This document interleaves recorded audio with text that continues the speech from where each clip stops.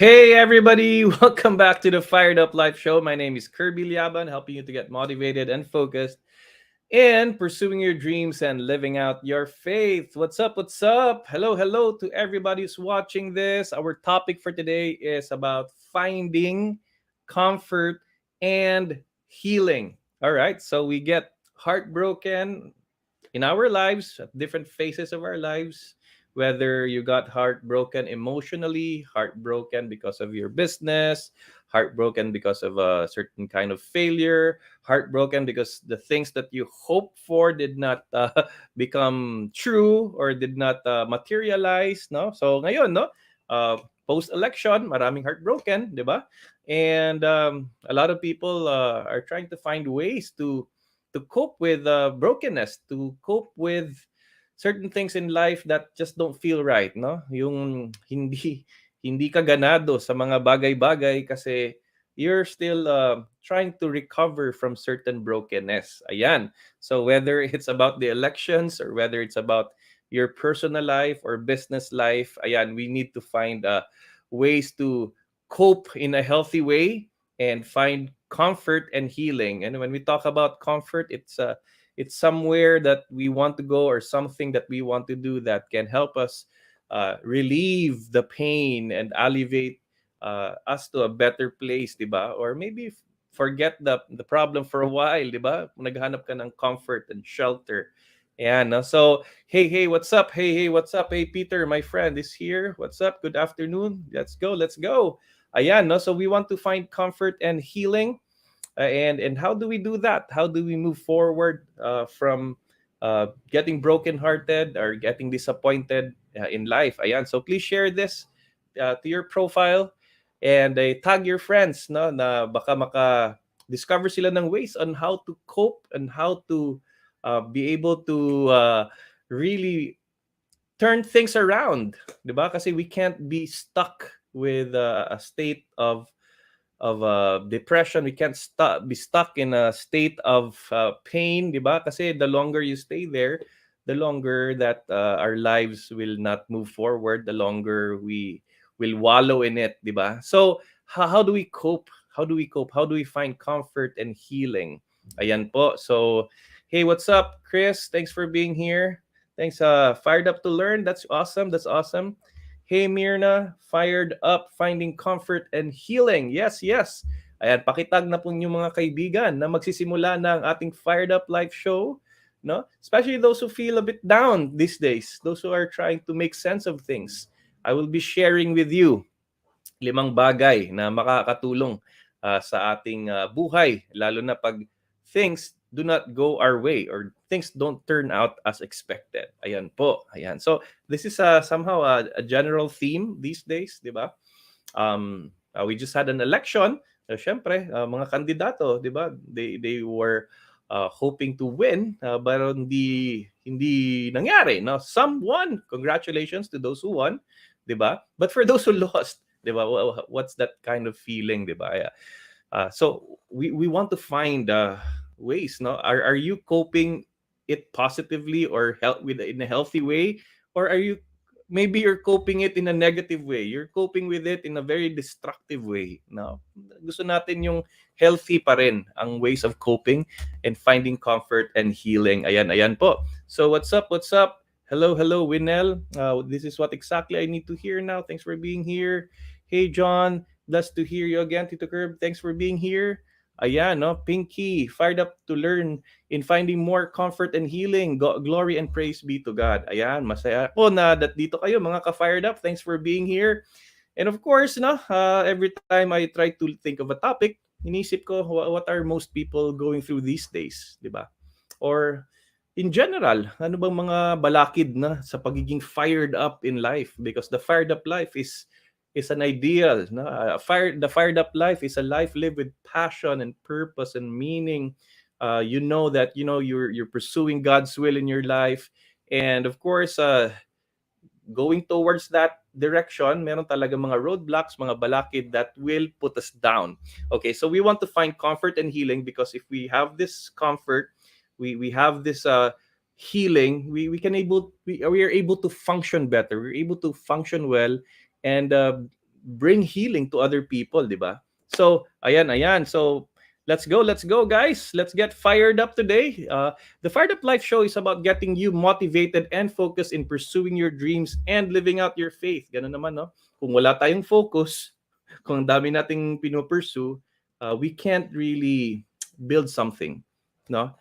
If we can't focus, or if we're too focused on our pains and hurts, then we can't build anything. Okay? And if you're not motivated naman, all right, so you'll be doing a lot of things but mediocre, no? So kailangan highly motivated and focused. So that's what we're trying to accomplish here in general here in the Fired Up Life Show. Ayan, so this is about motivation for work and life, and thanks to our fired up patrons who make the show possible. Hey, salamat sa mga nanonood, lalo na sa mga patrons na naging posible ang ating show today. So go to patreon.com/fireduplife to be one of our patrons who support the show. All right. So, Fired Up Life Show is here every Tuesdays and Thursdays at 3 o'clock p.m. to fire you up. Ayan po, simulan na po natin. Finding comfort and healing. Nasaktan ka na ba? No. Yun yung, kung nasaktan ka na, taas ang kamay. Pakilagay ng hand icon na nakataas ang kamay. Meron bang ganyan? No? Meron sigurong ganyan. No? Taas ang kamay. Have you ever experienced pain in your life? Have you ever experienced disappointment in your life? Have you ever experienced things not going your way? Are you going through some pain these days? Are you going through some challenges internally? Okay? Medyo yung pain, pwedeng fresh yung pain, pwede fresh yung nararamdaman mo na masakit, you got hurt, you got disappointed, parang bago lang, no? Pwede din yung mga ibang pains ay matagal na, 10 years na, masakit pa rin isipin. Masakit pa rin yung nangyari, no? Kahit 10 years ago na or 15 years or 20 years ago. So, how do you move on from that? How do you move forward from that? Of course, there are a lot of things na yung professional approach, 'di ba? Clinical approach, spiritual approach. But for this show, it will be more of a practical approach, more of things that you can do immediately to find comfort and be on your way to healing. Hey, what's up? Hey, Pinky. Nagtataas ng kamay si Pinky. Ayan. So all of us, 'di ba? All of us naman go through pain and hurt. But the question is, how do you find na a place of comfort, and is that comfort healthy for us? Okay, thanks for being in our show. So ito yung mga scenarios. You may be tired. Pagod ka na sa trabaho mo, pagod ka na sa sitwasyon mo, pagod ka na sa relationships mo, pagod ka na sa pag-aaway, pagod ka na sa hindi nagwo-work yung mga sinisimulan mo, hindi lumilipad. Pagod. Basically, burnt out. Hurt. You got betrayed. Someone lied to you. Someone probably was not honest with you. You got hurt, no, by somebody. You're broken-hearted, no. You got rejected. Hindi ka binalikan or na-ghost ka. Parang broken-hearted ka kasi may inaasahan ka. Okay? So you got broken-hearted. And maybe ito yung pinakamahirap din is feeling hopeless. Ito yung isa sa mga bagay na iwasan talaga natin. We always have to have hope in our hearts. But there were just days na parang nawawalan ka ng pag-asa. Nawawalan ka ng way to move forward. Nawawalan ka ng way na sinubukan ko na ang lahat but I feel so hopeless. Parang hindi ako magaling sa ganitong bagay. Parang wala na atang pag-asa to, wala nang chance. I feel hopeless na. So, these are the times when you feel like you need comfort and healing, di ba? And of course, when you're disappointed of certain outcomes of certain things that are happening in society, you're disappointed with the way that it turns out in your business. Maraming scenarios po. I don't know which one are you here in this 5. Pakilagay lang sa ating comment section if you can relate with any of these 5 emotions or experiences. Okay? Type lang po para masaya naman ang ating session for today, the Fired Up Life Show, 'di ba? Para fired up tayo lahat. Okay? So may mga comments nang dumadating dito. Yes, I encourage comments here. So eto si Chris is saying healing sometimes depends on how affected you are to the situation. That's why Jesus is the best model for healing. Forgive them, Father, for they do not know what they're doing. And during that time, he was physically crushed by the same person who hurt him and still prays for them. Ayan, syempre yung model natin po, si Kristo, kasi siya laga, no? We cannot deny that he was hurt, that not only emotionally but also physically. Thanks for pointing that out, Chris, no?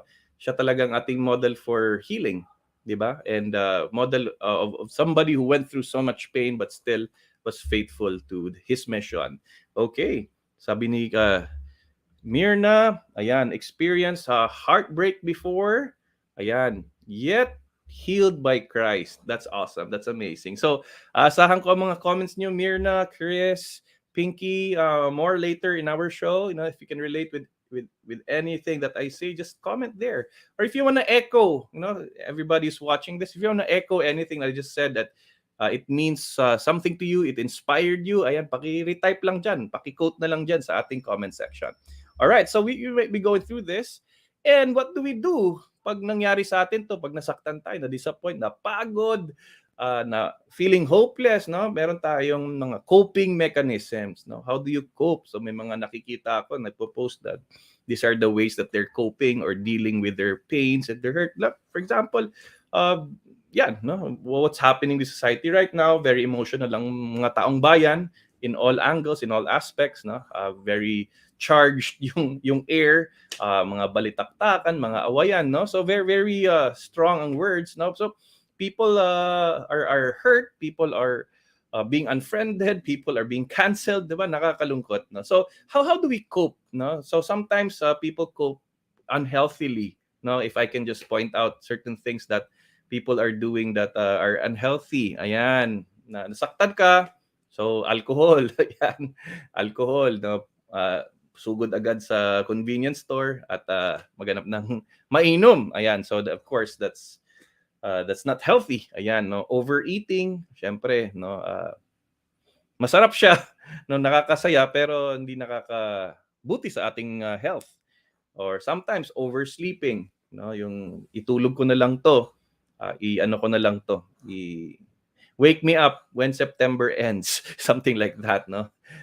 Itulog na lang, walang gana. Or yung iba naman, di nakakatulog, no? May kabaliktaran din, the way they cope with certain things. Yung may mga resources, overspending, ayan, para mawala tong ating sama ng loob. Tara, mag-shopping, no? Shopping galore. I don't know if you're one of those people, grabe, no? Overspending. And sometimes destructive venting, no? Nagagalit ka sa mga tao, basta inaaway mo na lang lahat ng tao, and kahit nagagalit ka na lang sa mundo, no? So these are things that I could consider unhealthy kasi may constructive venting din naman. There's a certain venue and a certain type of people that you just want to talk with and resolve matters with. Pero ayan, in general, these are some of the things that I could say na unhealthy ways of coping with feeling hurt, pain, and disappointments. And well, we sometimes default to these things, diba? We often default to doing these things. Parang ang daliin lang niyang isipin. Parang napaka-natural to lean towards this quote-unquote coping mechanisms that are actually unhealthy. I don't know if you're one of those who succumb to these things, no? So let's try to find out ano yung nasa taas na nakalagay diyan sa aking slide, yung healthy ways to cope and find comfort and healing in what we're doing. Ayan, so I'm gonna share with you guys 5 healthy ways to find comfort and healing. Okay, 5 healthy ways to find comfort and healing and be able to cope with your pains and hurts and disappointments. Ayan. So, if you're all fired up, no, pakilagay na lang po diyan. Fired up. Ano na lang, fired up to learn. General na lang, no? Fired up to learn the 5 ways to find comfort and healing. Paki-type na lang po sa ating comment section. Ayan, I'll type it up here. Fired up to learn. Ayan.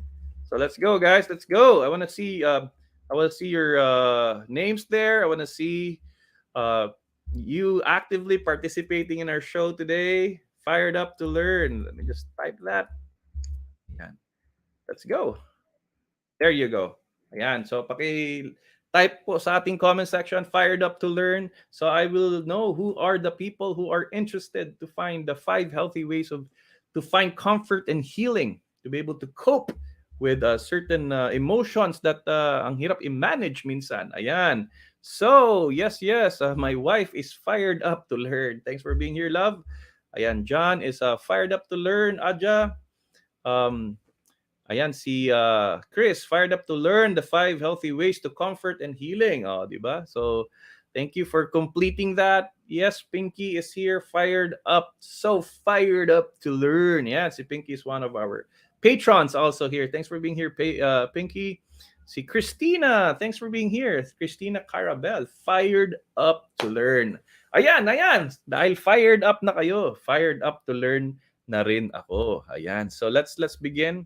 Let's unpack, unleash, unfold the 5 healthy ways to find comfort and healing. Ayan. Yan. Now, the first thing that I want you to think about is self-care. Self-care talaga. And when I say self-care, it's as simple as magpagupit, no? Uh, uh, look better. I mean, siguro kung sa babae pa, pagpamani pedi muna kayo, no?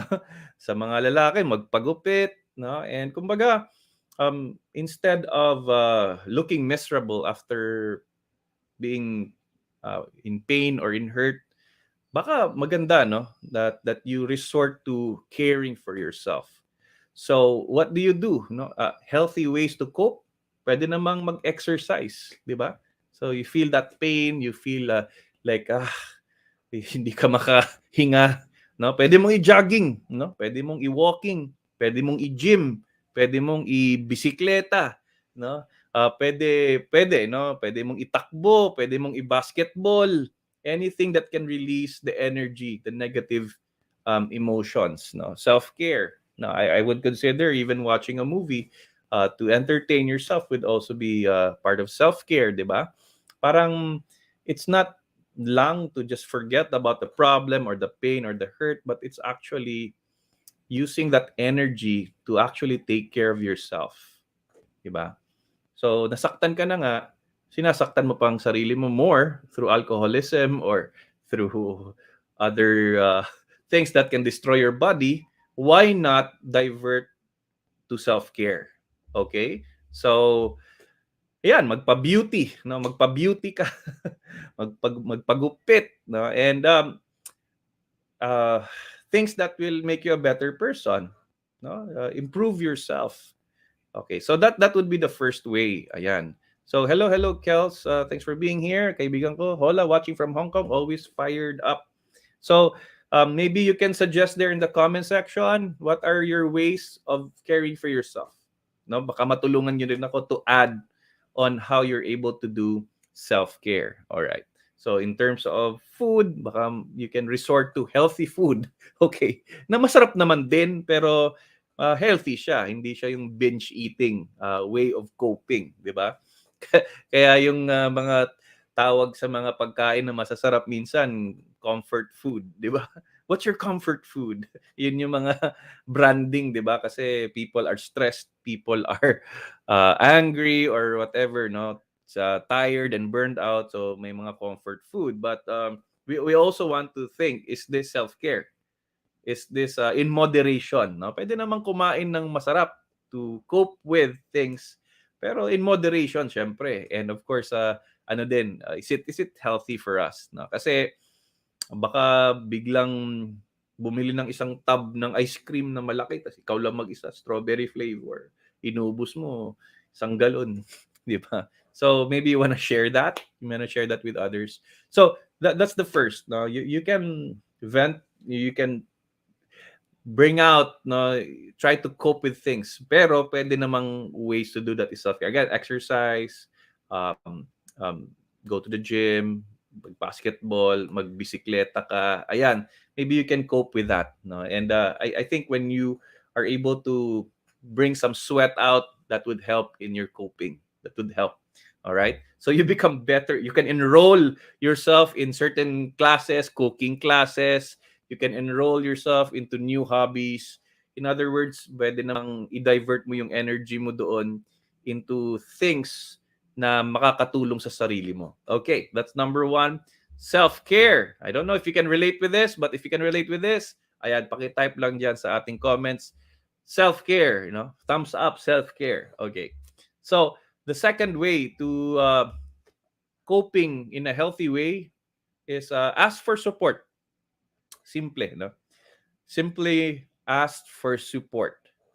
Pag sinabi pong support, you initiate you initiate reaching out to your friends whom you can trust, friends whom you know can support you in these situations. I would not recommend that you reach out to marites type of people na, excuse me for the term, pero maybe that's the term these days na medyo ichichismis ka. Wag yung mga ganyang type siguro of friends, but those people whom you can trust na will keep it to themselves. That's why in a lot of sense the people who also can support you are those who are not close to you sometimes. Pwede namang pare, no? Or pwede namang someone, a counselor, or someone who can do these things professionally, like a spiritual director. Pwedeng hindi kayo close, no? And somehow probably you can open yourself up to these people because they can see it from a certain unbiased perspective, and they're trained to do this. They know certain patterns that can lead you to a better path, no? So you might think of those alternatives. Pwede namang pong ganon. Of course, it is really up to your choice, what you're more comfortable with. You can ask for support with your family, with your parents. You can ask for support with your best friend. They're all good. They're all good. I mean, basta hindi lang negative venting. Pag sinabing negative venting, ito yung nagtatanim ng apoy in the public scene tapos kakalat at madaming nasasaktan, no? Para lang maapis ka, kailangan manakit ka, no? So that's not good, no? That's not the way to cope with a healthy way, 'di ba? Pag galit ka, nung ginagawa natin ngayon these days, nagpo-post online at nangyayari, marami kang ginagalit na tao. And I don't know if that makes things better for you, if that is venting, but I don't think it's the way. I don't think it's the Christian way even, to spark more flames and destroy relationships. Okay, so you're able to vent out, but yeah, it's not. I do not subscribe to it. I don't recommend it.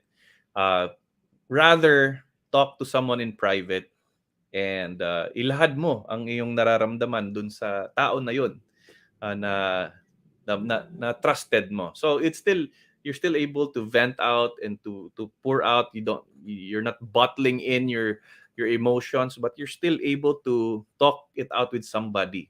I think that's important. I think that is the way to move forward in certain things. Wag kang mang-away. Maghanap ka ng suporta, okay? So, yeah, ask for support, and by doing that, you'll be able to cope. You'll be able to find comfort in that support. No, kasi may mga tao din talaga hindi naman mag-a-advise. Very good, no? They are just there to listen, and that's okay. They don't judge you. They don't have to give us a certain steps for you to move forward. Wala lang, no? Maybe you just need someone to talk to, someone na willing makinig. Hindi naman na kailangan mag-advise. But of course, if you're looking for people who can give you good advice, then yeah, look for those mentor types. Look for those who are ninong types. Look for those na parang ano siya, authority types that can really guide you through your pain, through your coping with your grief, with your sadness. Okay, so ask for support. Okay, and don't vent out publicly at mang-away na lang. I see a lot of these things happening these days. Ay, nakakalungkot talaga. And I don't think it's good witnessing. Washing your clothes in ano yan? Washing your dirty clothes in public. Ayan. So baka mandadamay tayo ng ibang tao na hindi siya maganda. I mean, if you're really hurt, find the right venue to talk about it. No? Find the right venue. Okay. So ask for support. Discuss it with certain people that can help. No, kasi maraming nagpo-post online, and let's just say he's got, or he or she's got 5,000 friends on Facebook, siguro yung ina-address lang niya 10 people pero 5,000 people see his problem with 10 other people. And I don't think that's the way to find support. Okay, so talk to the right people that can guide you, that who can listen to you, and whom you can find comfort and clarity. Okay, that's number two, guys. Ask for support. Number three, eto baka mag-work for you guys. Give yourself a pep talk. No? In a sense, pep talk hindi yung negative pep talk or pep nga, di ba? Dapat positive. Hindi yung ang tanga-tanga mo, bakit ganito? Ikaw kasi na pabudol ka. Ikaw kasi pasa. Sometimes when we talk to ourselves, sinasabi natin, tanga-tanga mo kasi, so hey, that can't help, no? Maybe if you want to give yourself a pep talk, say positive things. You've learned, and now you're better, no? Things like those. When I give myself a pep talk, parang kaya ko to. Kaya ko to. Tapangan ko lang. I'll be brave. No, I do that. I do that a lot of times. No, lalo na nung nagsisimula pa lang tong show. Kaya ko to. Nakakakaba, nakakatakot, pero kaya ko to. Kaya ko to.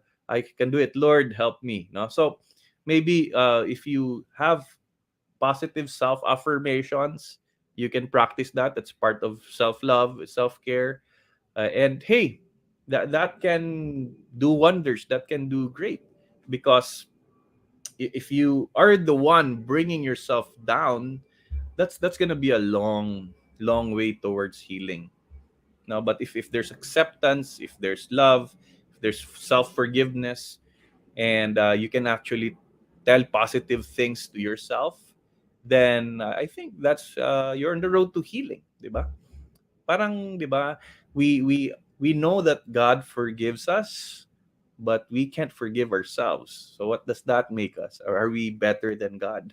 No. So maybe, and I would recommend saying more positive things to yourself. Hindi naman yung conceitedness, hindi naman yung narcissistic approach, yung pogi-pogi mo. Wag naman yung narcissism, but more of your believing in your God-given capacity to overcome your challenges and problems and hurts. And you know that God made you special. God made you talented. That God made you and molded you to be prepared for the challenges that come in life. Ayan, no, that's in a way self talk. Okay, so give yourself that pep talk. Okay, number four, which I would probably spend a little bit more time in this show explaining, is to have a deep and honest prayer, di ba? Kasi it is in prayer na we are truly ourselves. Kasi wala namang ibang tao. It's just you and God. No one's watching you in prayer. And you just have this conversation with God. Lord, I am hurt. Lord, I do not understand. Lord, akala ko ba ito yung gusto mo? Bakit hindi ito yung nangyari? Bakit, Lord, nagsisilbi naman ako? Bakit ako nasasaktan? Akala ko, Lord, goodness will prevail. But what's happening right now? No, so you can have a deep and honest prayer. You can have conversation with God, even if your conversations with God are just more of questions. No, that's part of our prayer journey, and that's part of our prayer life. And when you're hurt, actually, that's when our spirituality deepens, di ba? That's when we come face to face with the hardships and realities in life, and come face to face with our faith. That are you still holding on to your faith despite the things that are happening to you, despite the things that you don't understand in your life? Are you still gonna hold on to your faith? Kaya deep and honest prayer. No, some people, because of pains, difficulties, and disappointments, they let go of their faith. No? They let go of believing in God, because their idea of God is a God who is a puppeteer, no, puppeteer. No? Parang he controls everything that we do. Okay, but God gave us freedom. God gave us the freedom to decide. God gave us the freedom to choose. No, and it won't be authentic freedom if He is going to manipulate your actions or possess you, di ba? And without freedom, there is no genuine love. Okay, that's why a lot of things happen not according to what we want, because as a person we choose. We choose, no? Yeah. Collectively as a country we choose. Collectively as a nation, as a globe, as one world we choose. For example, collectively, o bakit may global warming? Because many human beings choose not to take care of the environment, and there are consequences to that. No, so these are things na we're all connected. Everything is a domino effect, 'di ba? Kasalanan ng isang tao, you inherit this you're affected by these sins, 'di ba? Kung anong nangyari sa Ukraine and Russia, naggiyera sila, what happened? We are affected. No? And tumaas yung gas from 54 to 74. Ang laki ng leap, di ba? And war is, nothing's good about war. And how come we're all affected? Di ba? So we want to have that self-discovery, deep and honest prayer, even if you can't find the solutions yet to your questions. You can't find the answers yet to it's to your questions. Just to be frustrated in prayer, it's okay. It's still a conversation. Ganun naman ang magkakaibigan. No? Not all conversations with your friends need to end in having a solution. Sometimes it's the solution is just to talk about it. The solution is just to be able to express how you feel. That's already probably the solution that we can have right now, since there are a lot of things that are beyond our control.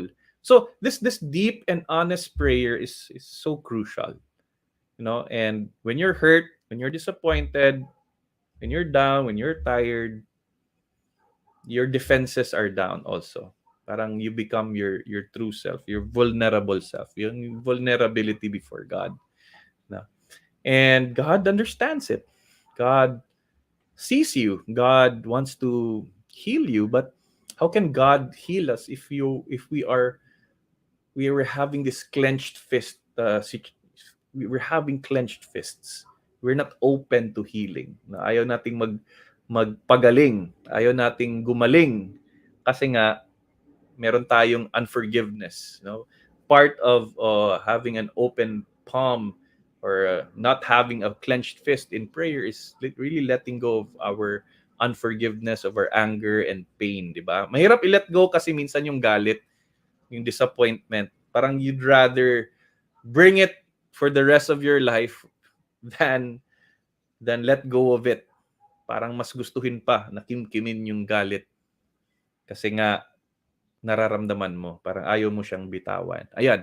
So, when you have deep and honest prayer, you're able to actually bring that out before God, and by doing that, being able to answer also, or being able to process your own emotions. Ayan. So, if you're frustrated, magdasal. Wag magtampo sa Diyos, no? God didn't do anything bad against you. No, it's simply us human beings making certain decisions that affect other people. So maybe you can ask yourself, when was the last time you truly had a deep, sincere, and honest prayer before God? Baka kasi minsan very mechanical, di ba? You say, you pray and thank God, you ask from God, you pray your formulated prayers, Our Father, Hail Mary, Glory be. But it's when you're hurt that your conversations and are becoming grabe, no, intense with God. And you also realize na dahil nasaktan ka, grabe, may pananampalataya ka pala talaga. You truly believe in God because you're talking to Him. Okay? It also convicts you. It also affirms that you truly believe, di ba?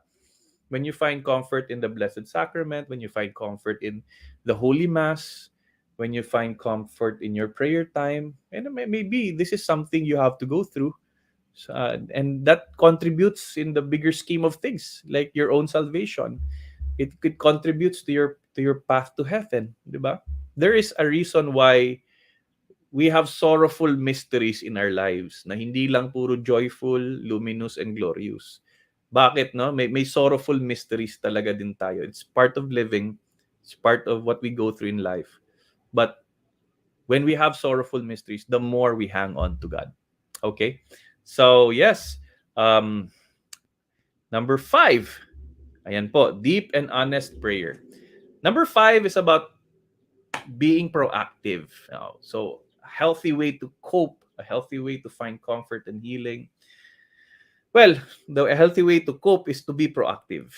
Kasi ang opposite niyan, be reactive, no? Magalit, ma, ma, maging destructive, hindi maging proactive. And proactivity is famously taught by Stephen Covey, di ba? Is to be able to choose the right response in a given situation. You have the power to choose the proper response. O, pag nasaktan ka, what is the proper and Christian response to that? When you're treated unfairly, what is the Christian response to that? When you feel like nadaya ka, what is the proper and Christian response to that? Okay, so there are things that we can look at, no, in the realm of justice. No? What is the just approach? No? How do we approach it with fairness and justice? No? Another is, do we remain kind? Do we remain respectful and kind and composed when we are dealing with certain situations? Or do we just unleash everything? Di ba? Okay? So when we are slaves to our emotions, we will be doing things or saying things that are very regretful in life. Okay? But when we're proactive, we take a pause, maybe about 5 to 10 seconds, and think about the consequences of what you will say and what you will do. No, may mga minsan mga panahon na, you know, in my marriage journey or even in my relationship with my children, pag naging reactive ako, usually nakakasakit ako, no? Nakakasakit yung sinasabi ko, no? Parang very casual lang na sinabi ko. Pero nasaktan na pala yung aking asawa sa aking comment o yung aking mga anak. And of course, I apologize and I learn from my mishap, no, or from my lack of shall we say proactiveness in certain situations. So, given that you're hurt right now, given that you're trying to cope and find comfort and healing, what is the proactive thing to do? Okay. What is the right thing to do? What is the appropriate thing to do? What is the more helpful thing to do?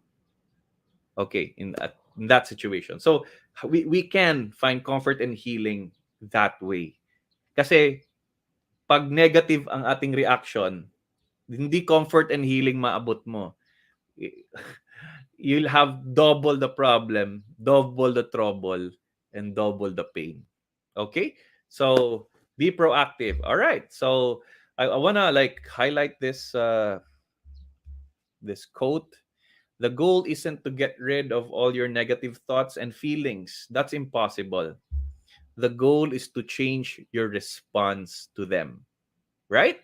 'Di ba? Kasi di mo naman matanggal 'yan, no? Ano ka, computer, i-delete lang, 'di ba? Ano ka, hard drive, no? It's not as easy as that. You know, you can just take that away. But yeah, the goal is to change your response to them. And that's why we're talking about how to cope. That's why we're talking about comfort and healing. That's why there's always a choice between healthy ways of coping and unhealthy ways of coping. Okay? So that's it. That's our session for today. And here are the 5 ways or 5 healthy ways to find comfort and healing. Number 1, resort to self-care.